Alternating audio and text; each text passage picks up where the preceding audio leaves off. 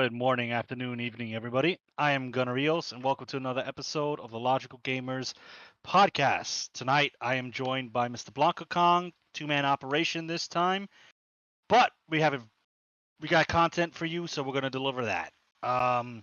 This episode is going to kind of be like a rant, dunking on the game industry type deal. So I call this little segment the fumbles and lies of the gaming industry. There's a lot of them, but we got three of them for you tonight, and we're gonna dunk on the gaming industry because as much as we like it, there's a lot of garbage that is currently circulating. So I'll just hit you out with three articles, and we're just gonna run through them. We're gonna talk about them. We're gonna, Kong's gonna give his opinion on it, and pretty much we hope you enjoy. So the three articles I've got for you, ladies, lovely people tonight, is Naughty Say Dog. lovely ladies. Okay, lovely ladies. Lovely ladies. You know, our assuming huge, there's any ladies listening to our this huge female demographic that probably watches listens and watches this podcast every single day. We appreciate you. Stay strong, queen, slay, all that good stuff. So, hey, the articles we got is Naughty Dog is shutting down production on their Last of Us multiplayer game. I know we're all devastated. The big scam game, even though they don't want you to call it scam game, day before, the studio announces its entire closure 4 days after the launch of the game. And one that's kind of old in the circulation of news, but one that is relevant, and I wanted to put in here to kind of tell you, I told you so. PlayStation Store removes Discovery content from their online services and issues no refunds. Sucks to be you. So we're gonna run it in that order from earliest story or newest story to oldest story. So let us start with Naughty Dog canceling the development of the Last of Us multiplayer game. So for those that don't know, the first Last of Us, yes, first Last of Us on PlayStation 4 had a multiplayer mode where it was kind of like a small search and destroy type thing, and apparently it was really popular. I wasn't interested in it. I just was there for the single player experience, but it actually fostered and developed an actual pretty sizable dedicated community that even had tournaments for this multiplayer mode. So it had its dedicated fan base. And with Last of Us 2 coming out, they said that they were going to develop the main game first, the single player game, and then later on they were going to develop a Last of Us 2 version of the multiplayer. So recently, as of the 14th of December, so yesterday, as of the filming of this video, Naughty Dog has officially announced that they are ceasing development on the Last of Us multiplayer game mode, which they were calling The Last of Us Online. Great naming. I'm sure we didn't see that coming from anywhere. And that they're going to focus on their single player development. So an eventual, more than likely, Last of Us 3. So as far as my opinion goes, I think it's well known, definitely by Kong, but I'm pretty sure most people, if you've been watching, listening to our podcast for a while, I'm not the biggest multiplayer guy anymore. I got kind of burnt out on multiplayer. I tend to stick to single player experiences. So this doesn't. If I'm gonna be honest, I don't care really about Last of Us in general. But the reason I included it in this article is to show that not everything, when they say they're going to develop something, never trust it or never put your faith into it until it is live and you're playing it. And that multiplayer is just like a fluid concept, and these things can live and die within within a hair's breadth. So, it sucks for the people that were looking forward to this one, but, Maybe find another multiplayer game. So yeah, just just nothing is confirmed, nothing is promised until it shows up and you're able to log in and play. That's the TLDR from this first article. So, any thoughts, inputs? I know you're a huge Last of Us fan, especially 2. The show's your favorite show ever. Correct. No lies detected. So, first and foremost, it's unfortunate that a game that I think a certain segment of fan base of Last of Us were looking forward to was canceled. That sucks. It's a multiplayer mode that, quite frankly, should have been a part of the Last of Us 2 True. launch, but it wasn't. It is what it is. They decided not to invest into that, and instead pivot and do this online, separate online game. From my understanding, this was supposed to be like a live service thing anyway, which is usually a big, giant red flag for me. So I don't know how good the game would have been, even if it saw through its development and saw a release. We have no idea. We'll never know. But it's unfortunate for those who were interested and looking forward to it that they're not going to get it. I'm not gonna like dunk on the fans who like Last of Us or who were looking forward to it, because I wouldn't care. Well, I mean, I wouldn't care, but I wouldn't like it if somebody dunked on me with like Monster. Oh, Monster Hunter 6 got fucking canceled. Get on, bitch. Like, go back to PSP. Like, I wouldn't care. I would brush that off, but like, I wouldn't want to hear it either. So I'm not gonna be that guy, right? So I that get you. sucks. I get That you. sucks. Yeah. However, you're right. It's unfortunately we're at a spot in the industry where, like, if something isn't seen as a guaranteed like win, or isn't deemed like, yep, this is going to make us a lot of money, it could easily get canceled. And I mean, that's always been the case to a certain degree. Projects get canceled all the time in the game development space, as well as movies, and I'm sure TV shows get canceled all the time, and it's just a part of it. But given Sony and Naughty Dog's like recent history, I don't think it was canceled for any good reason. I'm sure it was just canceled because it was probably gonna take more development time than they wanted to invest, and they were like, you know what, we're probably not gonna make this money back anytime soon, and so let's just cancel it now, because a lot of live service games, not all, most, I would say, are cash grabs. Like, let's cash in on this IP, let's cash in on the popularity of this particular thing, and let's close the servers if things start to hit a plateau and we're not making money anymore, or making growth, right? Like, a game can make money, or anything can make money, but like a lot of companies nowadays, it's like, if we're not having year over year growth, then it's not worth it. Even though they have stable profit, that's not enough for a Yeah, they lot want of to make companies. all the money. Yeah.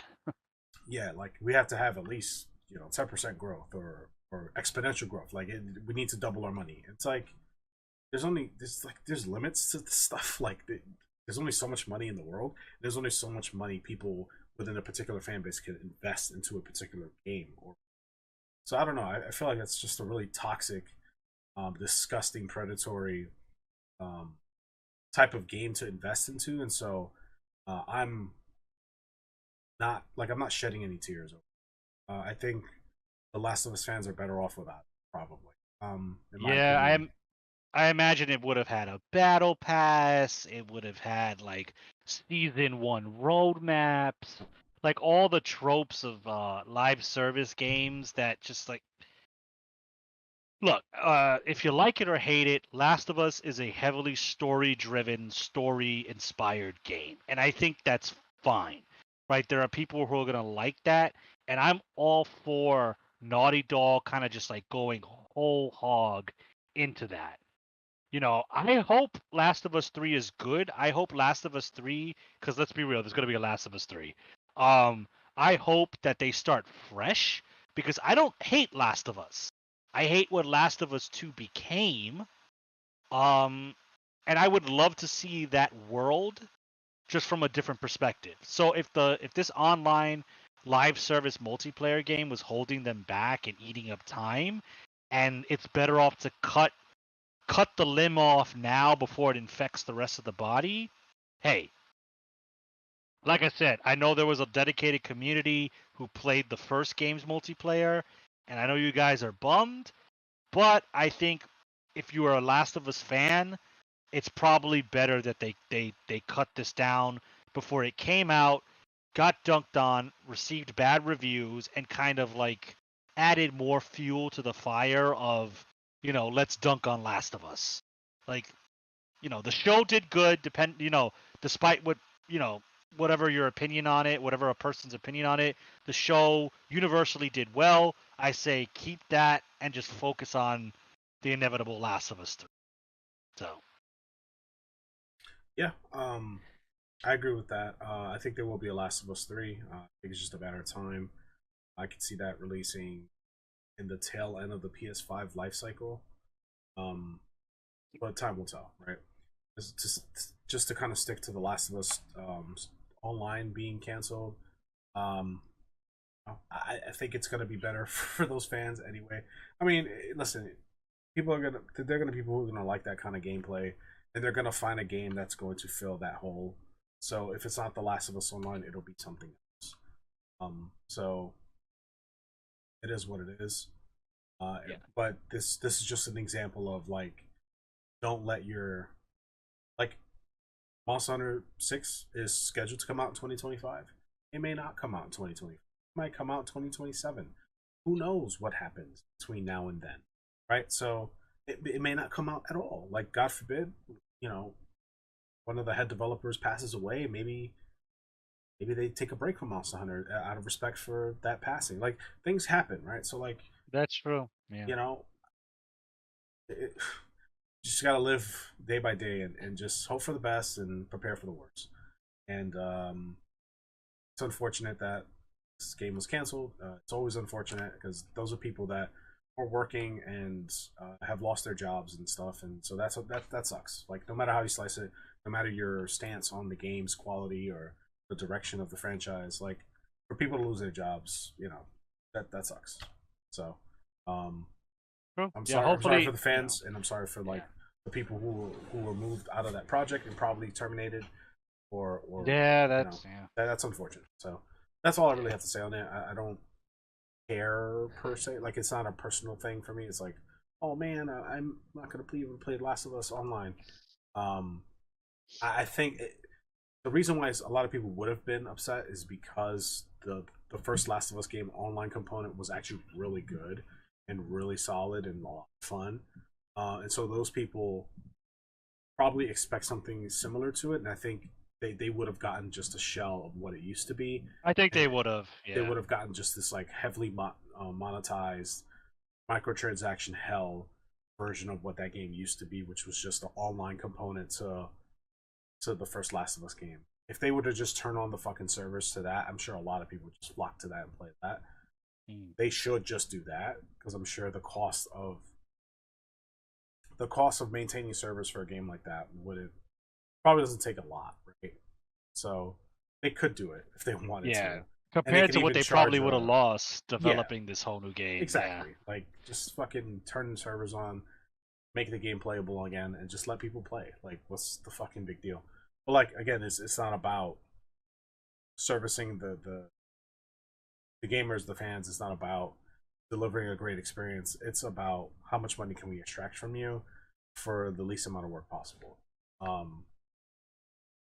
Which you would think they would just turn on the servers and just you'd think, and it just let that rock and just charge people for that, but they don't even want to do that because they can't nickel and dime you. You know what I mean? Yes, so it's like, exactly. That's really why. So anyway, rest in peace. Yeah. Unless you have more to say, I'm kind of no. We can move on to the next. Yeah. So on to the next one. Now, this is a online multiplayer game that we can dunk on, and it's socially acceptable and right to dunk on them. Okay. This is the Day Before Studio, Let me just pull up their name. Fantastic. Not so fantastic anymore. Shutting down 4 days after releasing their totally not scanned game called The Day Before. So, a little context. And the reason I included this story because it's one, it's funny, and two, even though he's not here and it would have been perfect if he was, I'm gonna expose him. Esoteric was out here showing us trailers for this game, trying to It get us was the like same game, right? yeah, trying to get us hyped for the game. So context: this game was developed by Fantastic, and I believe it was announced 2000 I believe it was 2001 that this game was announced. Yeah, revealed. It was revealed in 2001. And they revealed it as a multiplayer MMO shooter set in a post-apocalyptic East Coast that was devastated from a pandemic that somehow zombies are in. So Walmart brand Last of Us, essentially. I didn't plan this, but it's funny how this is all connecting. So, Walmart brand Last of Us, and the trailers they showed were just too good to be true. And you will hear it preached from this group until the cows come home. Do not believe the cinematic trailers that you see presented at um, shows like well, E3's dead, but back when E3 was a thing, the video game awards show, any award show, always take it with a literal block of salt, not even a grain, a block of salt, because 9 times out of 10, it will not be what you think it is. So when this game was revealed, it showed dynamic environments, it showed realistic water effects, it showed high fidelity graphics, it even did the corny hashtag gamer trailer where the dude bros would log on and they would like, yo bro, I'm gonna go check out this grocery store. Aye bro, I'm gonna go check out this office. But it did it. The same as Division, the same as Watch Dogs, the same as all these cringy E3 Game Awards shows multiplayer thing. So fast forward, the game for 2 years was dark. Nobody was talking about it. People didn't even believe it was real. So fast forward to this month, December, Fantastic releases their game the day before, and it is nothing like what they showed. It is not a multiplayer MMO game. It is what they call an extraction shooter. So, for those that don't know what an extraction shooter is, think of Division, think of Escape from Tarkov, where you are dumped into a world. Your job is to loot and get all this cool gear, and then extract that gear while without getting killed by other players who want to steal your stuff. That's what that game was. It was not what they promised. And not to mention, the game had a whole host of problems. You couldn't log into the servers, it had server connection issues, horrible glitches. Um, there wasn't this massive amount of zombies in the cities like people were led to believe. I remember seeing a video where one guy ran into 2 zombies in an entire city. That's not how that should be. And the game was just bad. And this game was $40, mind you. They were charging $40 for this game. So they were charging real money. This wasn't free to play. No, this was pay to play, pay to buy in. So, fast forward again, 4 days after the game drops, and Fantastic Studios announces on Twitter that they are shutting down and the entire studio is being dissolved. Oh. Yeah, but graciously, they're going to leave the servers on for as long as possible until the game shuts down. And their reasoning for this was they cite the game failing financially, and it was due to a lack of funds that they couldn't keep their quote unquote rapidly sinking ship afloat. And a quote that I'll read from their statement to you guys is, "We invested all of our efforts, resources, and man hours into the development of The Day Before, which was our first huge game. We really wanted to release new patches to reveal the full potential of the game, but unfortunately, we don't have the funding to continue the work.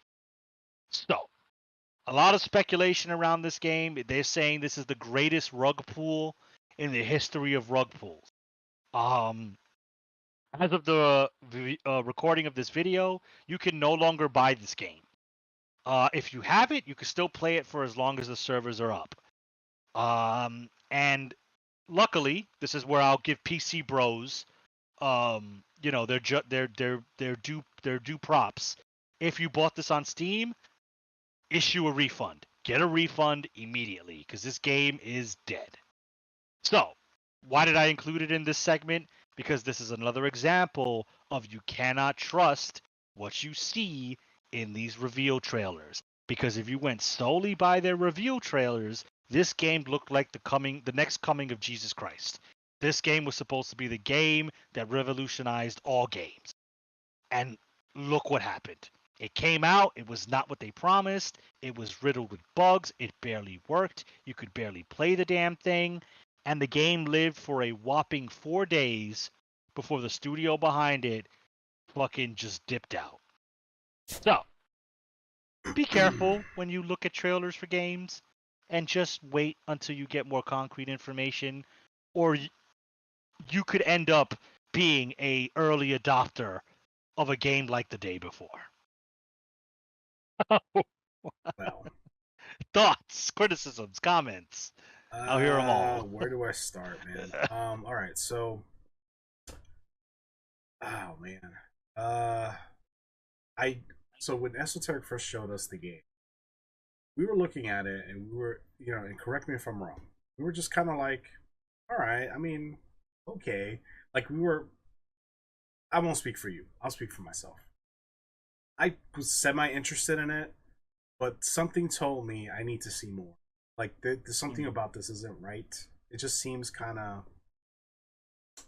I don't know, just soulless, kind of cookie cutter. It didn't seem like, I don't know, it didn't seem polished. It was just, I was like, I don't know.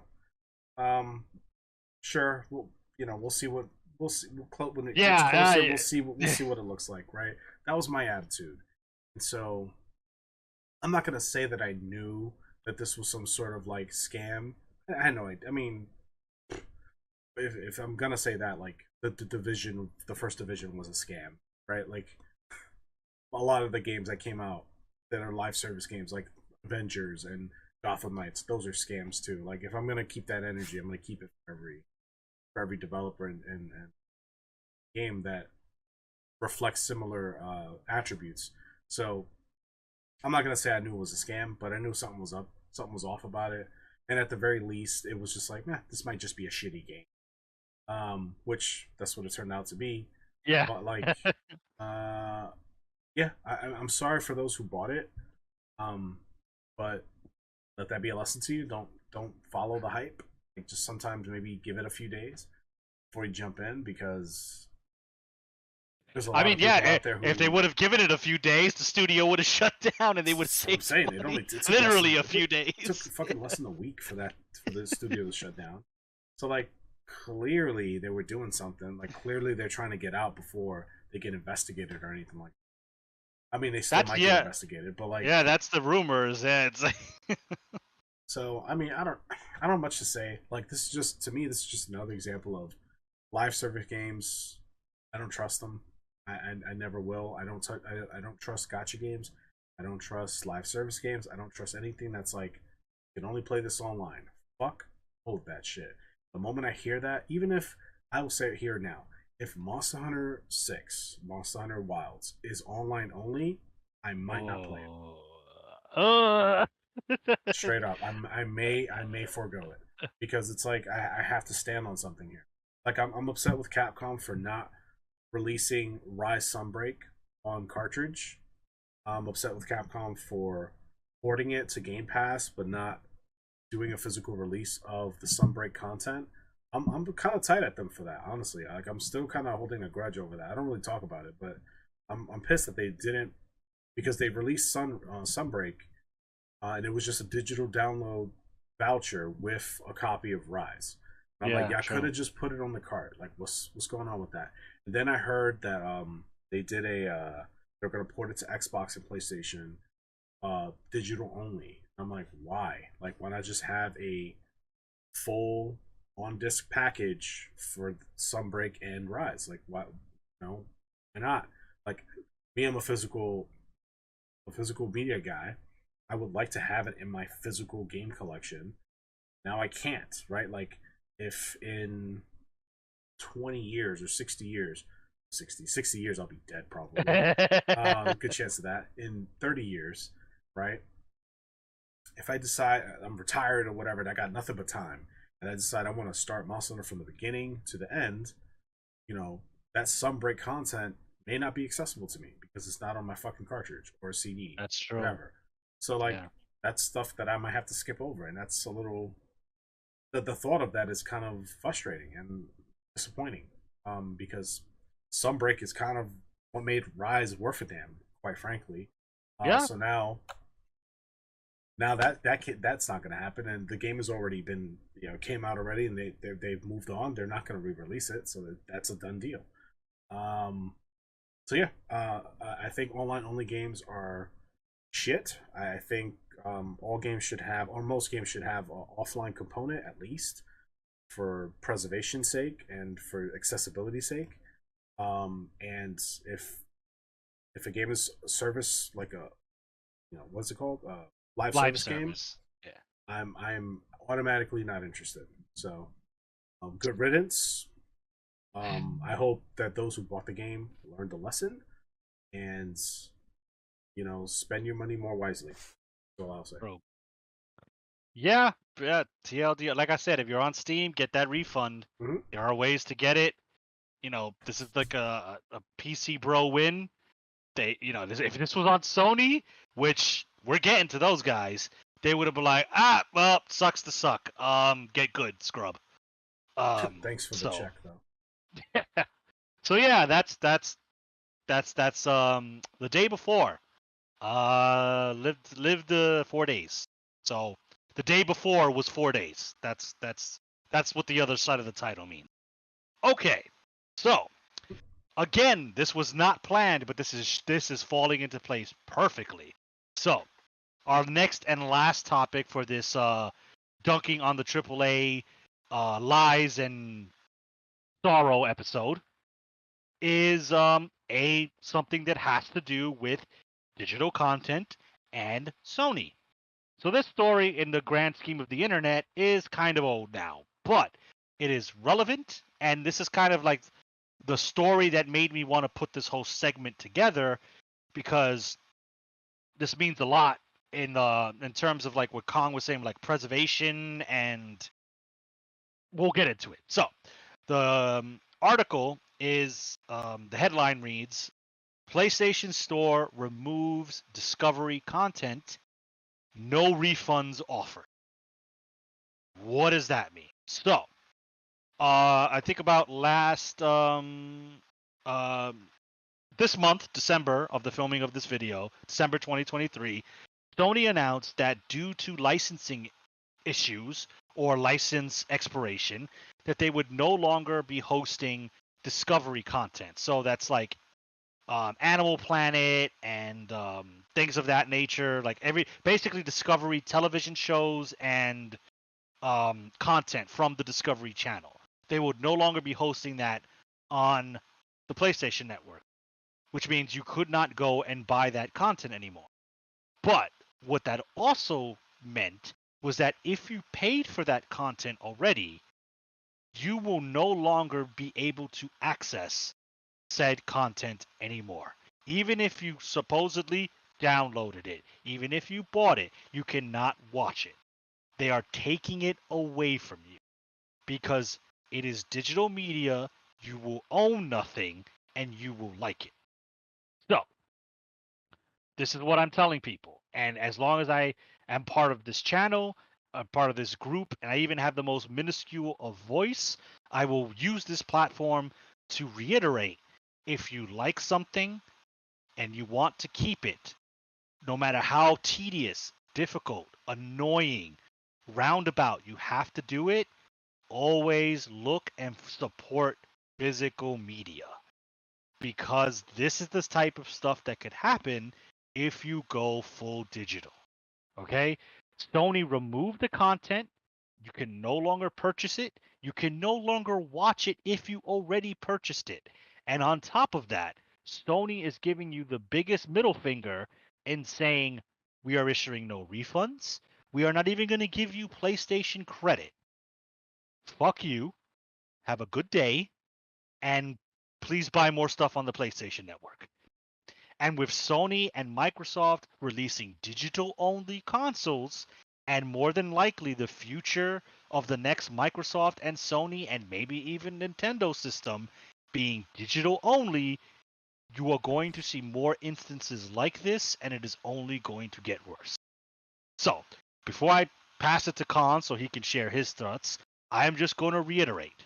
If you like a television show, an anime, a movie, a particular video game, and you can get it physical, get a DVD player, get a Blu-ray player, get a PlayStation 5, even if it's only for Blu-rays, so you can have something to play your favorite movies, music, video games, whatever on. Because if it can happen to Discovery, it can happen to anything. So, I'll leave it at that. I'll pass it to Kong. And what do you think? Because it's nothing new and we're not really surprised, but this is yet another example. So, first of all, for those who bought a lot of content that fall in this umbrella, I'm sorry that you had to deal with it. You had to lose all that content and, lack of a better term, waste a lot of money on content that you can't even watch anymore, or content you may not have watched. Right? There are things that I buy that I'll buy it today and I won't watch it for or something like that. Right? True. Like, Yeah. and even with digital content, like I've purchased things on the PlayStation Store. They shut it down, I think, a year or two ago. But you used to be able to buy movies, full movies, download onto your PlayStation and you can watch them. Right? Well, I bought some movies. Like I bought like John Wick 1, 2, and 3, or I bought Home Alone 1 and 2, and like just movies that these are movies I can always just watch whenever, Right. and it'll be in my system and I could just boot it up whenever, right? Foolish of me, right? But they shut down the store and I don't have access to that stuff anymore. Now I think I could be wrong because I haven't tried it recently or anything.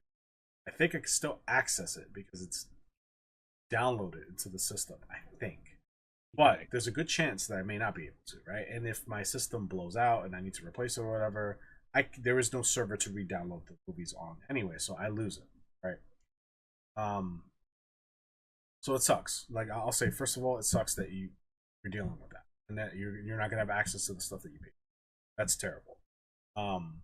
However, this needs to be a wake-up call and a lesson that like physical media needs to be preserved. This practice needs to stick around, because the more we lean into digital and allow the convenience that digital provides to influence our purchasing decisions, is the more power that we're giving away to these large corporations that have their only interest is profitability. Yep.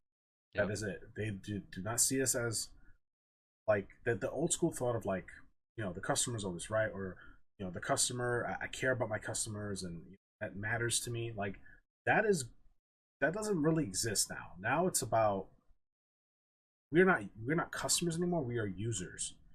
We are simply just consumers. That is it. A customer and a consumer is the same thing, but not really, right? Yeah. When you look at a customer, or any business owner will tell you this, like any business owner that like is in the ground level of their business, they see their customers, the same people that they see every week, every day. They see these people as people, right? And yes, their investment into their business is important, but also it's people and the humanity of it interacting on a business plane is still important, right? Whereas now with this digital front, that humanity is gone. Now it is literally, you are a customer 362 and you invested X amount of dollars. That is your worth. That is it. I don't care about how long you've shopped with us. I don't care how much money you spent here. I don't care how much products you bought. I don't give a fuck. How much more money do you want to spend here? What I care about. Yep. That is it. A quick interjection. There was Sure. a YouTuber that I watched, and he had a perfect saying, which I'm gonna steal, is that you, the person, as far as the company sees you, you are a barrier to your money. That's what they see you as. They see you as a barrier to your wallet. They don't see you as a customer, like Kong said anymore, a valued member of the community that shops at a business and contributes and is like, hey, you know what, this is Joe Schmo and I like him and he always buys from me. No, you are faceless. I don't give a fuck what you are, but I know you have a wallet and I want that wallet. So I will do what I have to do to get you out of the way so I can get to your wallet. So I just wanted to interject with that because that's a great saying, That and is, yeah. that is definitely how these like Sony, Microsoft, all these like major companies, that's how they see you, a barrier to your wallet. Yeah, 100%. And it it's dark, and it's gritty, and it's disgusting, but it's the truth. It's the reality of the situation. And so, us having access to physical media, which wasn't something we always had, mind you, right? This was kind of a recent thing, right? DVDs weren't a thing until the late 90s. VHS's VHS tapes weren't a thing until like the 80s, maybe. Like, before that, think about it. If you grew up, let's say you were born in, I don't know, 1940, the only way you had access to movies was going to the movie theater. The only way you had Yeah. access to music was to go and see live music, or you had a record player, right? Which is the physical media back then, which is having a resurgence now. Funny enough, the only way you watched TV was if you had a television, and not everybody had TV back then. And if you had a television, you needed service, you needed an antenna, you needed electricity, and you needed the time to sit there and watch it, because you can only catch a show at a certain time of day, Yeah, and if a you missed it, you certain missed day of it. the week. If you missed it, you missed it. Now we have so much like convenience, but we're with that convenience, we're giving up a lot of our bargaining power as consumers, as customers, as other side of the coin. We're giving that up.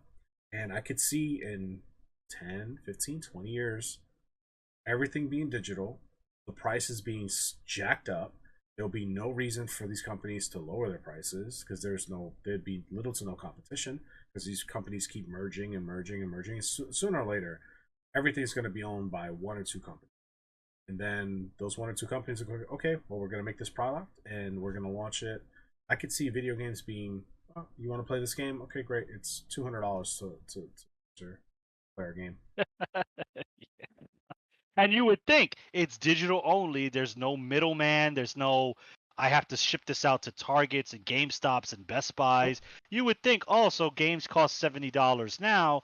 If they went all digital, they'll drop to like 50 or 40, Nope. right? Nope. They're like, nope, fuck you. Give me $70, please. We'll increase the price, and because you have no other way of consuming the product, you will Exactly. pay, Yeah. and you will like it. And once you pay, that is it. The sale is final. And if you stop using the content, or we decide to shut off the servers linked to the content, then you will accept it, like it, and buy the next thing we put in your face. And it's like, I'm not okay with that future, right? But it's the future we'll probably have. So for me, I just decided to opt out of the practice of buying things digitally. I just don't do it. Yeah. If I can Same. avoid it. Same. Yeah. And so it's funny what you were talking about. That I was like browsing like Japanese eBay or whatever for like Monster Hunter music CDs, because it's like, man, there's such good music from Monster Hunter. Like, I don't have it physically though, right? And I could download all of it, but then and make my own CDs. But like, they have official releases, really nice like packaging Yeah. and stuff. So it's like, I think I'm gonna get that stuff imported. I just have it there, right? I mean, I recently bought a universal DVD player, so I have that as an option.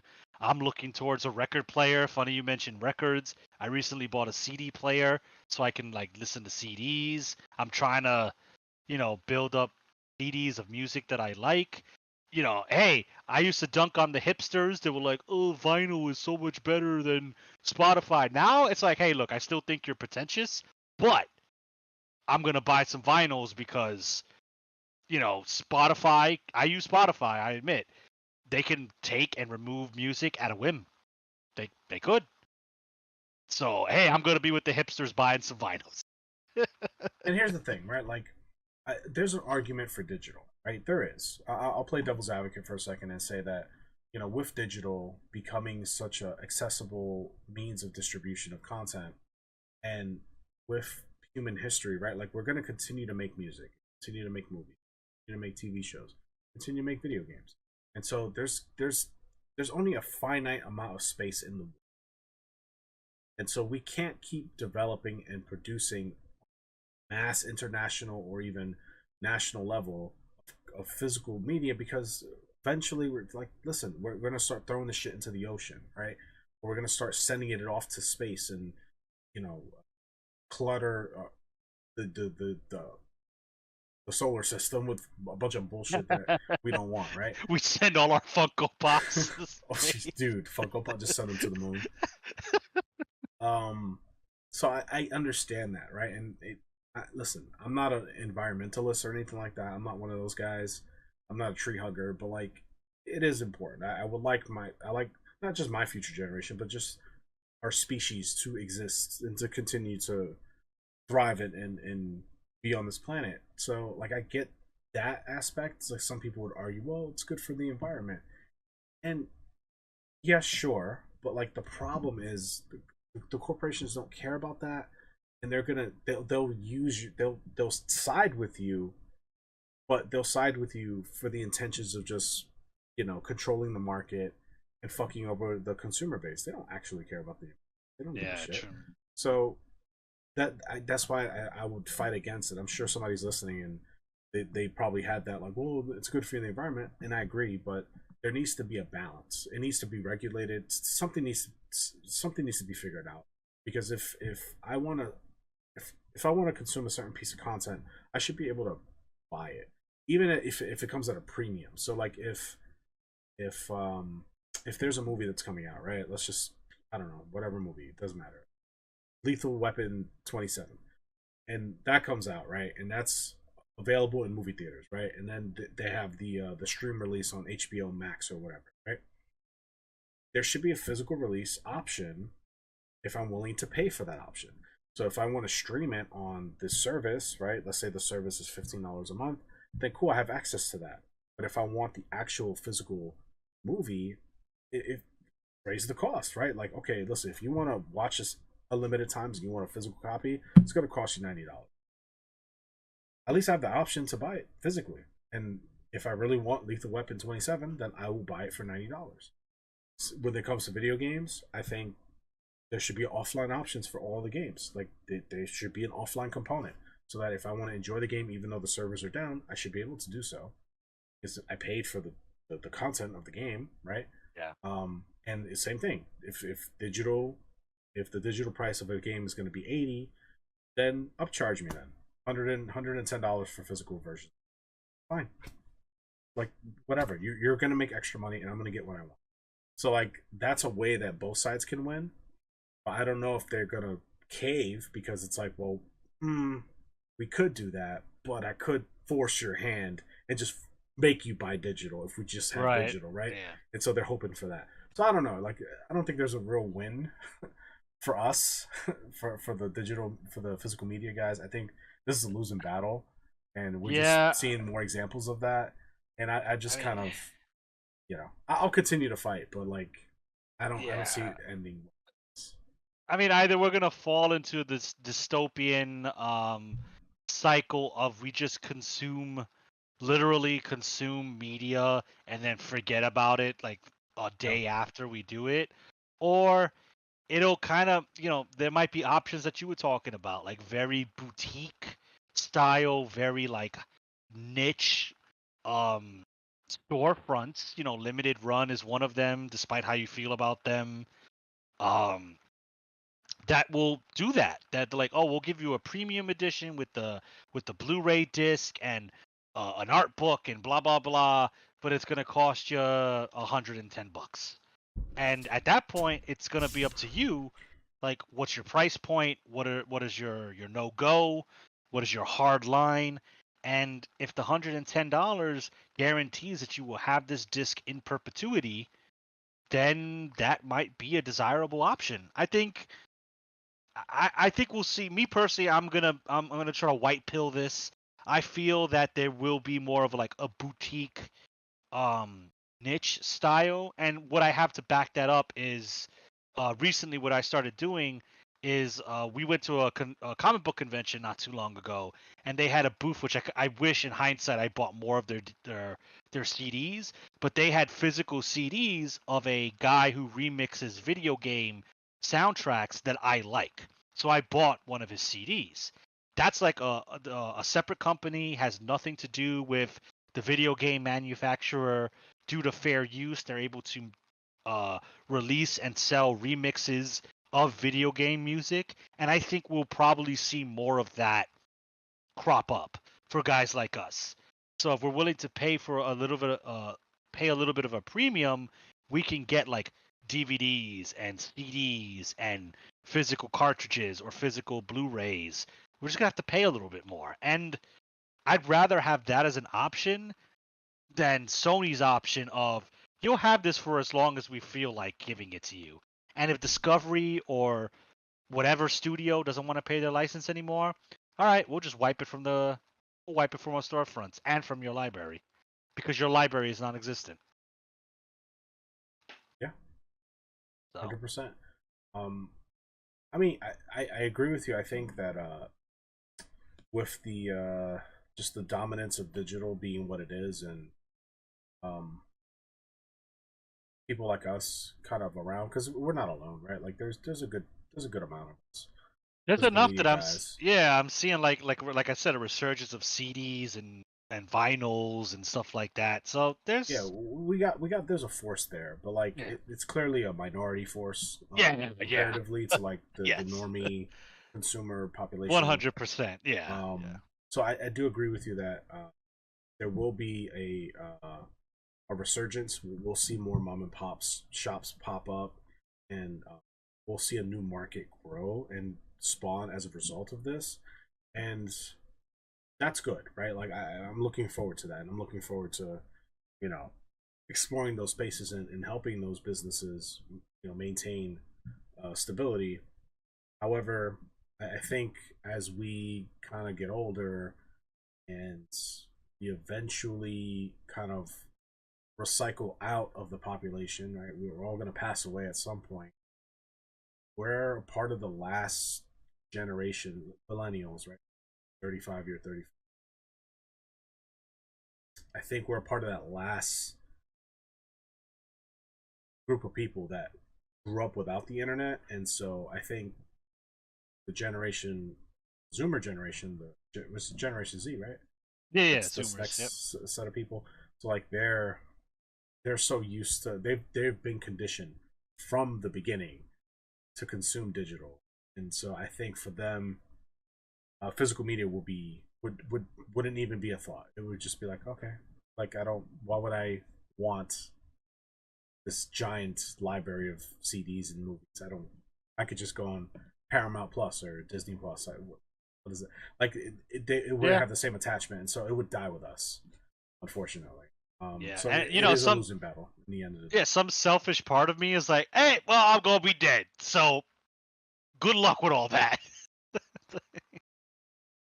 Yeah, um, I guess I get that. I'm not mad at you for that, but it's unfortunate because uh, the future is gonna suck so much, man. People like to know what the present is, what the past was, and what the future could have been. To see where it's going, it's like, oh man, like Yeah. No, like no, you're yeah. it's Memeing unfortunate. Like aside, you're right. Yeah. they're not gonna have the same value. Like they're I forgot where I heard it, but like there were guys. I guess it was one of the podcasts I listened to, and like they were talking about like how AI is just gonna make everything, and so Yo. like we'll have like there's a future where this is possible. I'm sure it's gonna happen, where if you want to see a specific kind of movie, like you'll just type in certain parameters and AI will just generate a movie for you to just watch. A movie that's never been made. Just it's been generated. Here you go. Here's your movie. And then like that's it. Like that'll be entertainment. And so that's such a fucking grim future to where we won't have actual creative movies and music to listen to. Everything would just be AI generated based off our history, right? That's Damn. really I don't want future. Like there's nothing cool about that at all to me. But some No, people like, are just like, oh, that's awesome. Like we'll never run out of content because it's but that yeah, procedurally generated content. It's just yeah, like that's how they see it. It's like content. It's a thing to occupy a set amount of time. time. It's like it's not like It's reading a good book that like, yo, this came from the mind of a person. Like you're delving in, at least that's how I see it.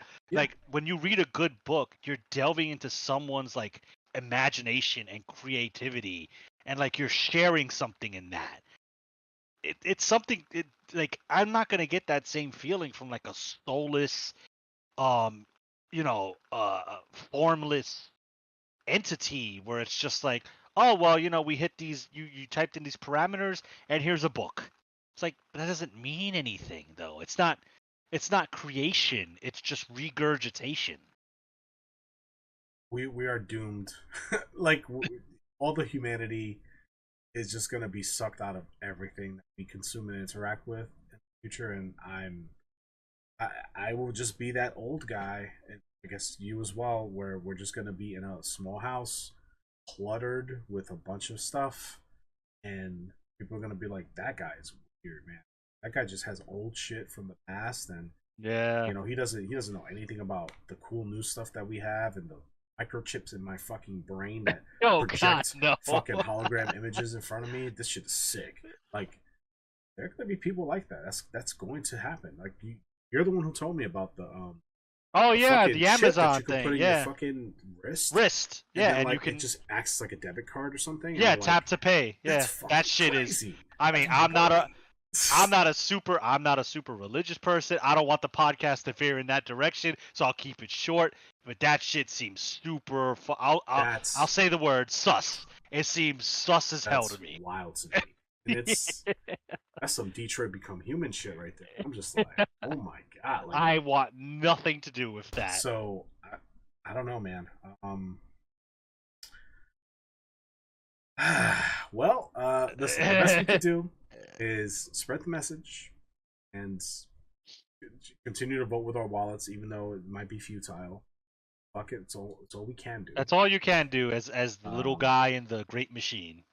and hopefully, you know, hopefully things balance out to where it's not a total fucking digital. We're just inside pods consuming content all day. Hopefully, we find some sort of balance and maintain our touch grass and consume content. Like we could it could be a little bit of both, right? Like Yeah, I'm not saying like old man yells at electricity. No, it's like there's the fine balance that you have to strike between accepting the modern world and accepting advancements and just like holding on to stuff you remember and like cherishing that which came before you. There's always a fine balance. And I don't hate digital. I have some digital stuff, right? Like I said, I listen to Spotify. That's all digital. But I understand and I'm trying to like do what I can in my little corner of the world to preserve what I like. Because that's all I really can do. yeah, it's funny. I thought it was so back in college. Like this is the mid 2000s, so like six to I went to art school, right? And you were there. Yeah. We would have like these monitors that would double as like drawing Oh tablets. yeah, I remember those. And Yeah. so I always thought, when I first went into college, that's the first time I had ever seen that in person. I was like, whoa, that's, I was blown away. Like, whoa, on that thing, that's crazy. Um, so I remember, getting accustomed to that, being drawing on this surface. that has no feedback, right? Like you're just this is a digital pen. It's not a real pen. There's no ink or anything. There's no pressure, right? You control the pressure digitally, right? Mm. And you're just drawing, and I remember being so like it just took me so long to like even get a little comfortable. Even now, like if I were to draw on a tablet, I could do it, but like it just feels foreign to me. So anyway, I remember just talking to other students who were more accustomed to it, and I'm like, you don't feel weird drawing on that? They're like, no, it feels great. Like I have so many options, and like if I make a mistake, I could just hit undo, and I could just start again, and like, and I see the value in that, but I don't know, man. Like just being able to draw on a physical pad and paper, and just the feedback, the pressure of my hand, the position of my hands, the kind of pen that I'm using, like that all, or pencil or whatever, that all Mm. matters. And so I don't know. There's more feeling. There's more life in the lines of the drawing or in your writing. Um, and so when I talk to people who grew up like, so that was in 2006 to 2008 or 2009. And I couldn't finish school because there was an issue with like my aid or whatever. I had to like leave, and I had to pay some money back to the school, and I had to go back later. So I went back in 2015 to finish my degree, which is a long time, but that's life. And Life. let me Yep. tell you, when you leave school, it's really hard to get back into that machine. It takes a lot of fucking willpower. It took a lot for me to pay that money back and go back into the into the debt machine that was college. But anyway, I did it, and um, I remember talking to the newer crop of students. Right, like this is 6 years later, 7 years later. There's everybody was different, right? The people I went to school with earlier wasn't there anymore, and it was just new people and much younger people, right? And I would talk to them about the same thing, and I had to kind of get back into this whole like rhythm of drawing on a fucking tablet. And I'm like, oh my god, this is so weird. Again, like I could do it, but like it's just so fucking odd. And I would express that, and I was met with very different feedback this time. It was just like, yeah, man, I've only drawn this way, and I'm like, what do you mean you've only drawn this way? It's like, yeah, I had a tablet since I was a kid. And like that's how I would draw. Like I don't draw on drawing on paper is weird. I'm like, what? Wow. And so like that was the first instance of like, oh, like like the generational shift and perspective being so different. I'm like, what the fuck? I'm old, man. Hell, they're drawing on paper is weird. Excuse me. Like it's so odd. The same thing where it's like, yeah, man, GameCube was my childhood. It's like, what do you mean? GameCube Yeah, was that's your wild, man. childhood, or PS3 was your childhood? What? Like that's madness to me. But that again, that's like our perception of time is just so wacky right now. So anyway, back to the point, like taking it back to like the whole digital consumption and all that. Like that's kind of where we're headed, to where the generation after us, they're conditioned and trained to consume things this way, and so they'll know they won't know any other way unless they were trained otherwise. Like, which is the case for most people. Like majority, I would, if I had to pull a number out of my ass, 95% of Generation Z are going to be digital consumers. Like they're just like, this is what we know, right? Yeah. Video games, yeah, season pass. Like, where's my season pass? Like that's going to be an expectation for them. Like, where's my microtransactions? Like, fuck me. Like, nickel and dime me, please. Like, that's gonna be kind of like how they look at it. Like, if there isn't skins to buy, it's like this game is weird. What do you mean I just play it? What do you mean it's offline? Yeah, it's What do you like mean it's single player? Like, that's gonna be weird. Just like drawing on a paper is weird, or was weird to those like classmates in 2015, 2016, which to me was just like, what? The norms literally flip, and that's the scariest part to me, is the norms flipping, and then just the world being just like this different, unrecognizable place that I wouldn't even belong in anymore. At that point, it's like, you might as well just kill me. I'm a relic of the past. Like I might as well be a fucking caveman. So I yeah. was that was just fucking No, that was a fucking rant of of concern and worry for the future. So sorry. No, I mean, hey, look, like I said, I didn't plan this out, but like these three articles that we did tonight kind of have like a centralized, or they once we're like we ran through them, they have a centralized theme of you know things are never promised to you in the game industry. You can be told one thing's coming out and then it disappears, like The Last of Us. You could be shown something that looks amazing and crazy and revolutionary, and then it comes out to be a shell of what was promised to you, and you feel cheated and robbed, like with the day before. And then you can actually be robbed when you're thinking you're getting hyper convenience and you have the entire entirety of humanity and movies and media on one screen, and I don't have to worry about filling my apartment with all this stuff. And then all of a sudden, you know, Daddy Corpo goes, all that stuff that you bought, how much you spent on that? 500 bucks, let's say. Yeah, that's all gone now. Oh no, you can't access it anymore. Oh, refund? No, we're not doing that. It's written in this 30-page legal document that we know you didn't read, so we put this in here because we know you weren't going to read it. You just hit accept. So technically, we have a right to do this. Sorry.